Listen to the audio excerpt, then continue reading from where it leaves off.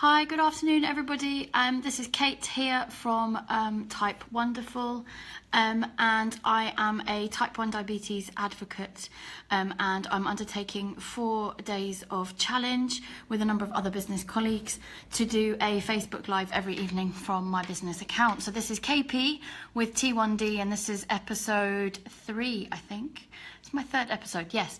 And today I'm going to talk about why I set up Type Wonderful and why I am a Type 1 diabetes advocate. So first of all, my name is Kate and I've had Type 1 diabetes for 18.5 years.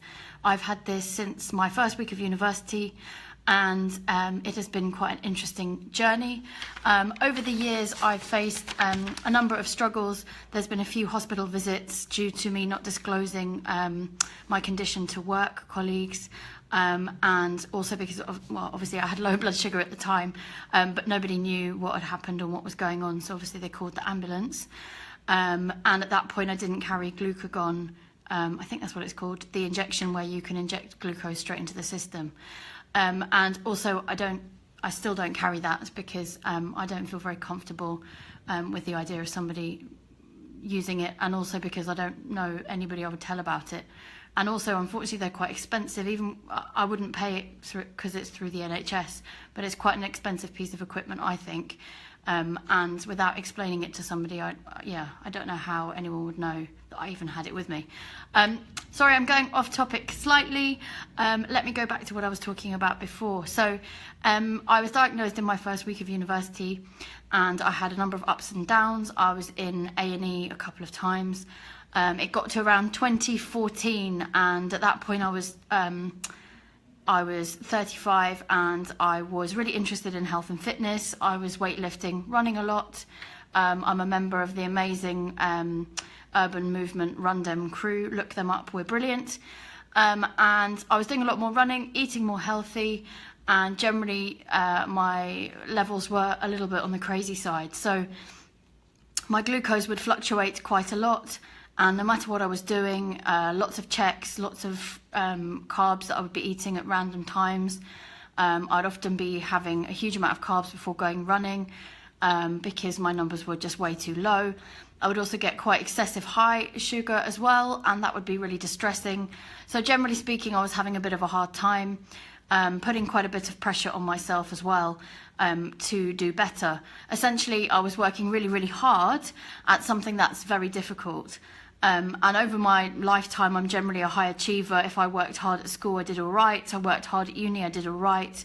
Yeah, I didn't even believe when I got into LSE to do my master's. But so I'm spending a lot of time and effort working really hard.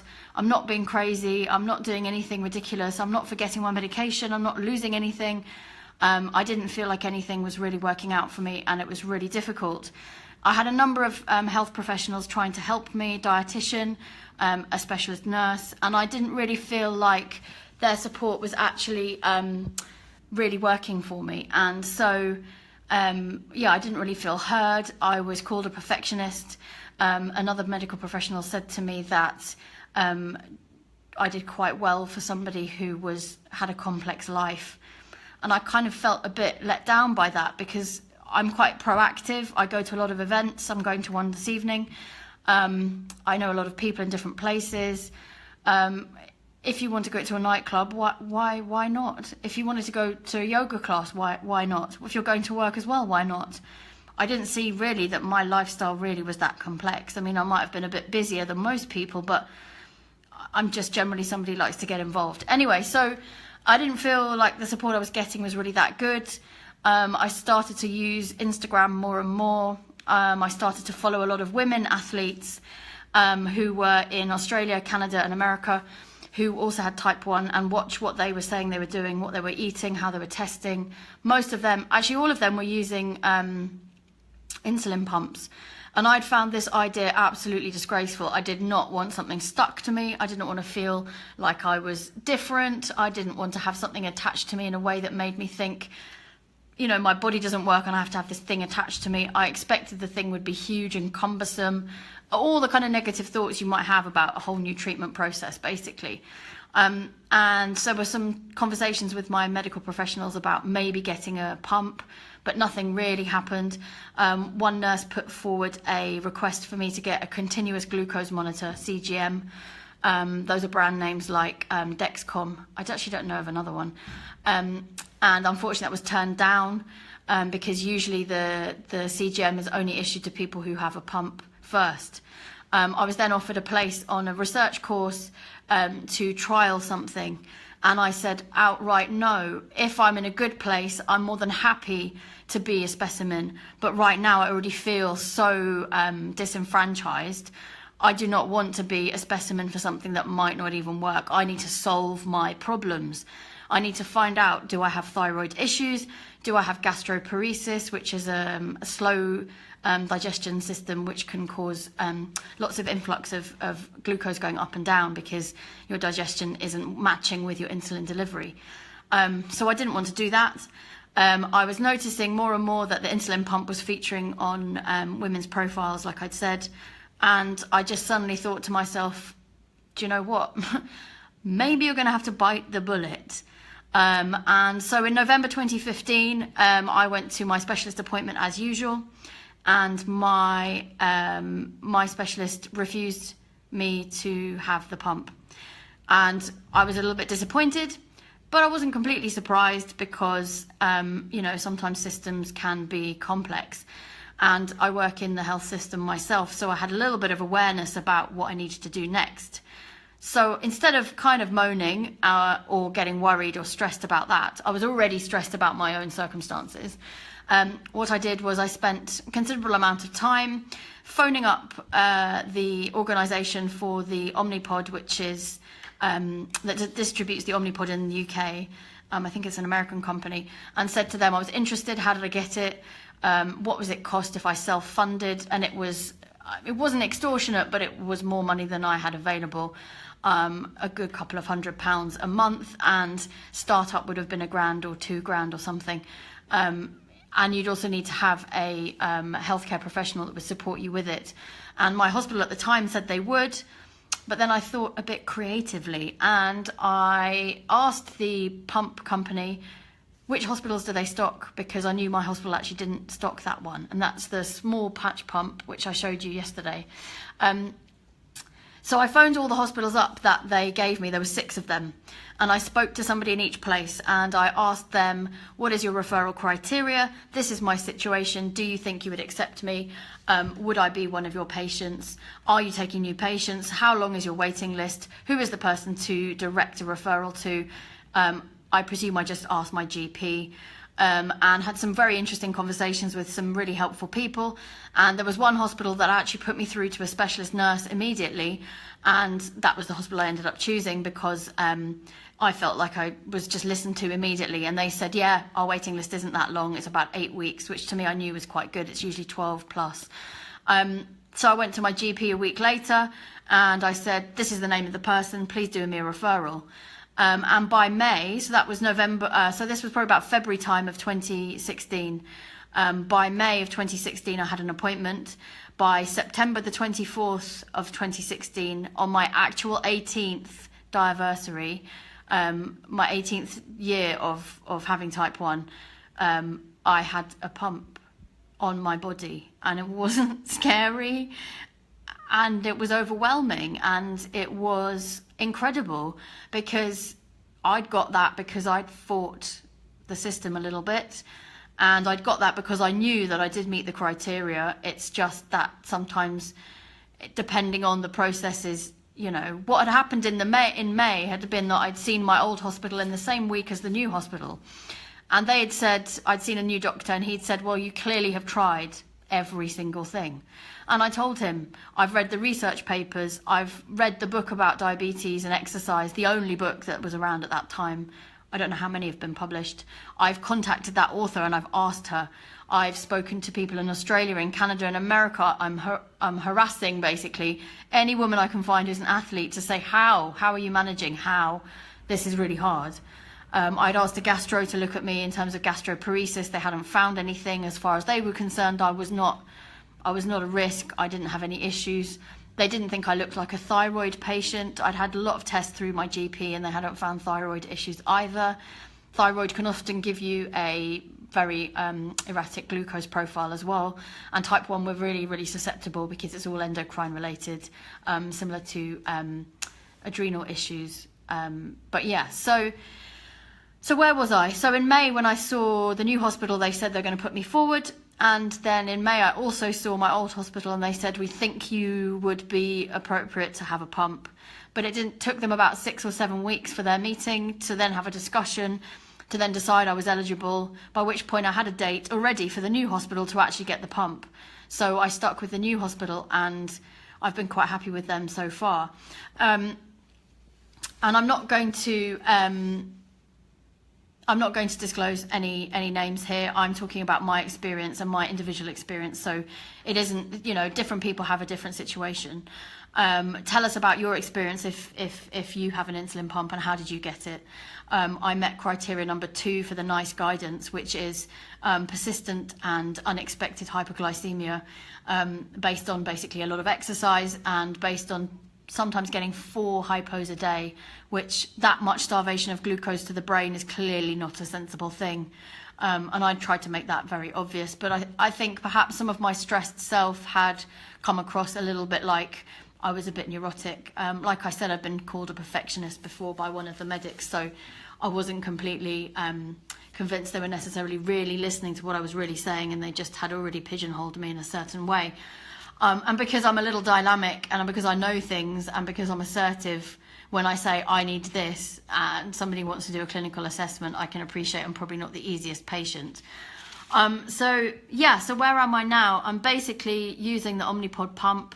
I'm finding it really useful. It's reduced my stress levels quite a lot.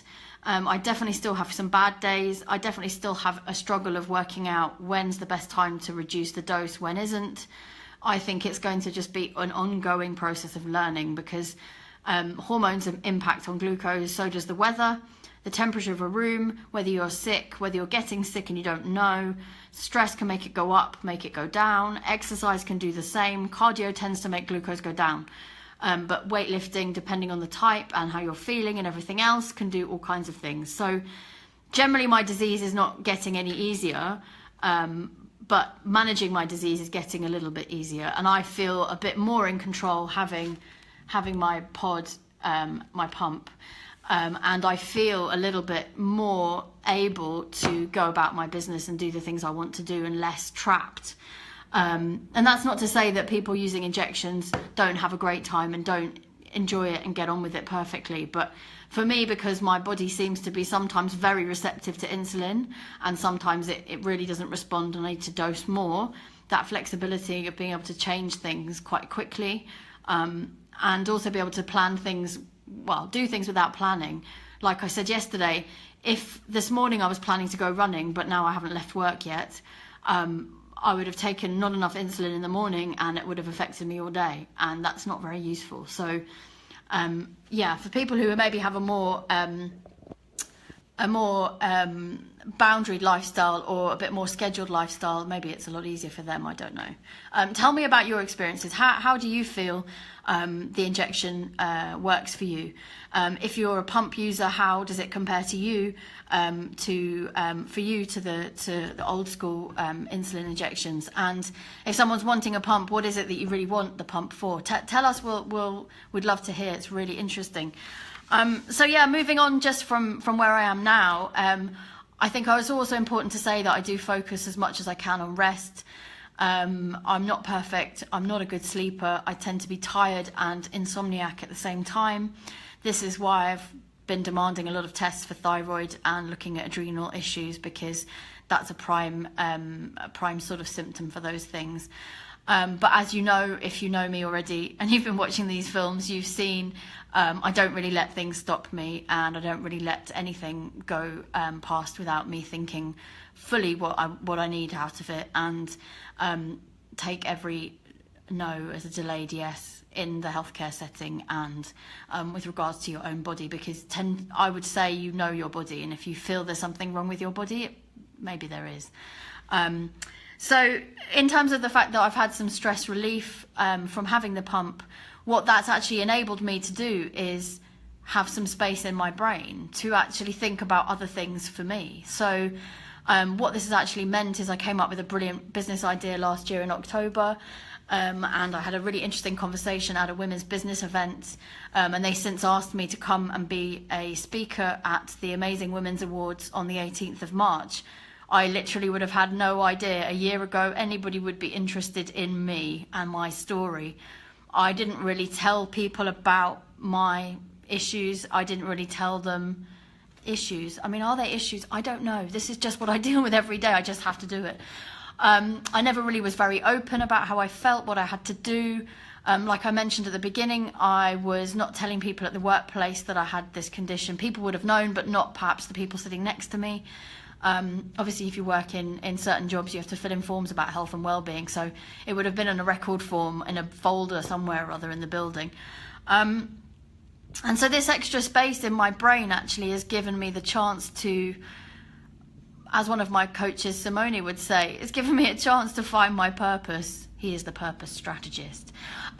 It's given me a chance to find my purpose, and actually it's kind of allowed me to realize that culminating my experience of public health in the last 13 or so years, and my professional qualifications, and all my training experience working with staff to upskill them in various things, and my 18 and a half years of this illness, basically I can bring it all together, and what I can do is try and help people not have to go through all of that that I had to go through. Because if I look back 5 years, if I'd have known me now, then, so the me now, the Kate in 2017, if in 2014 or 2013, 2015, I'd have known Kate 2017, I would have listened to her and I would have said, oh, help me, what do I do? Sometimes we have to go through so many things to get to where we need to be, and I just feel like, why did I really have to do all of that? And what I really want to do is just help people not to have to go through so much stress, to wake up in the night so often out of panic, not even out of glucose issues. For people just to feel ashamed, when people are feeling ashamed about disclosing their condition and having someone judge them and not really having the agency to be able to say, do you know what you've said was actually really rude. I have a health condition and it's extremely serious. And yes, I'm on a dance floor right now with a beer in my hand, but do not judge me in that manner. That is unacceptable. And so I'd like to be able to speak to people and support them with their journey, because ultimately it isn't going to get any easier, because it's never going to go away. And anything that can help you think about things differently and reduce your stress is so important. We know stress has a huge impact on all kinds of other health issues. Stress has a huge impact on relationships, on finances. I mean, if you're stressed, don't you eat the worst food? Don't you? Don't we have a culture of people saying, God, I've had a terrible day, I need a drink? I mean, stress is giving us an excuse for alcoholism. I mean, that is not a good thing. We know alcohol is the second biggest killer in this country. You knew that, right? Did you know that?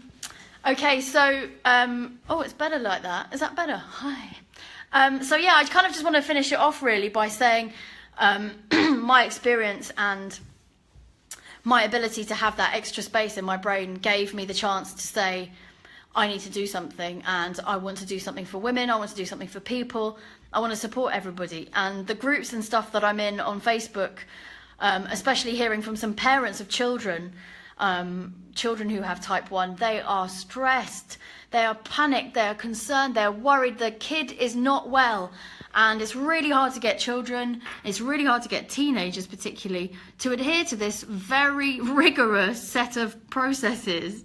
There's a lot of stuff to carry around, there's a lot of numbers to calculate, there are a lot of things to do. And you really have to take charge and do them, and not let someone tell you what you can't do, and challenge people when they tell you you've got juice on you, you can't come to the cinema. And say, well, this is the UK and the Equality Act 2010 protects me as a disabled person.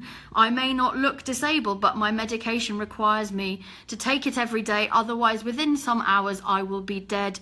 This is a treatment for me to stay alive. When you say it like that, they usually say, okay, yeah, go in. And yeah, so I'm going to do another video that talks about some of the trials and tribulations and some of the dramas that I've faced in terms of broken syringes and A&E and attitudes and language. I've talked a little bit about some of that already today, but I think you'll probably be interested. So really just to go back to my business, I've set up Type Wonderful. I think you'll agree it's a brilliant name. Because why not be bloomin' positive about this bloomin' disease, because it's not bloomin' going anywhere. And also say that we're wonderful people for managing it, and all of the people around us that care for us and are patient because of it, they're also wonderful. So let's be positive and celebratory. And it hasn't stopped me from doing lots of things, no matter the hardship. So I really just want to help people recognize that. And so what Type Wonderful does is I provide coaching sessions. So I do group coaching sessions with people with Type 1, including newly diagnosed. I also do them with family members, so friends and family members, partners, parents. I'm looking at doing parents groups very specifically. So partners and friends slightly differently, but parents specifically, particularly of those very newly diagnosed and the very young ones, because that level of stress is huge. And the worry, we already worry about our children when they're healthy. I have friends who wake up in the night, the baby monitors, modern lifestyle of parenting. It's really stressful. So if your kid is having these feelings of high sugar, low sugar, panic, like what I do, how is a parent dealing with that? How are they doing it? So if you're a parent with a child with Type 1, you are wonderful. You are ridiculously wonderful, because I can't even imagine. But because I understand how your child is probably feeling, I think I can really help you cope with that. So yeah, I also provide one-to-one coaching with parents via Skype. Also provide one-to-one coaching with people with Type 1 as well. All of my coaching and training, all of my coaching sessions I've just described focus very heavily on stress reduction and that sort of anxiety stuff that comes up, not clinical anxiety, but the kind of worry that we have about ourselves, about our relative, about our friend, our partner, etc. What I'd really like to see is a much more liberated community of people with Type 1, because there are many of us out there who are borderline, and I would say I'm borderline. I would say I'm not at the end of that place yet. I'm not in a perfect place, and I don't know if I ever will. And I know there are lots of people that have Type 1 and manage it really well. Their numbers fit pretty much the theory. They just get on with it and they're okay. But I know I already have kind of anxiety and depression susceptibilities anyway, irregardless of the Type 1. So it kind of collaborates a little bit and gets difficult. So, and there are lots of people who are really off the rails with this. And, if you're one of those people watching now and you're really off the rails with this, and you're not in charge, and you really don't feel like you're doing the right thing, and you just don't know what to do, I can really help you. And even if it's just watching these videos, and even if it's just finding somebody else like you on Instagram, befriending them, watching what they do passively, they don't know you're looking, it's okay. Some of the social media stuff, you don't have to always engage, you don't always have to comment, you can watch. And that's also okay, because I know some people have social anxiety, some people don't really like to talk about things, especially not personal stuff. I'm not a judgmental person, so anyone can say anything to me and I'll pretty much say, okay, how are we going to solve that? What would you like to do? How would you like to see that change? And so just to move on from that, to say that Type Wonderful also provides training sessions for professionals. So I'm looking particularly at social care and schools and colleges and the medical profession. So paramedics particularly, school nurses, the police, fire service get to a car accident first before anybody else. We know this. And fire service is a huge, crucial emergency service in the UK, and I'm sure in the countries where you're from too. And this is about raising awareness to actually the ins and outs, needles in and out. Yeah, anyway, the ins and outs of this condition and how complex it is, because there are times when I've heard of and I've witnessed and been the victim of very direct judgmental language, which makes a presumption that 2 + 2 = 4. And, well, Kate, you count your carbs and you inject accordingly. Sorry, mate, but 2 + 2 in diabetes land, it can equal 400. -2, 4,326. And I can't really do very much about that except keep trying. So don't be telling me when I've collapsed and I now feel pretty crap that I've done something wrong by not being absolutely perfect with something that is not possible to be perfect at. some of those days I get, well, even yesterday when I did my live blood glucose test, I did not expect it to be that good. Sometimes it surprises you, most days, to be fair. And the third thing that I'm also doing is providing motivational speeches. These will be well prepared with scripts, don't worry.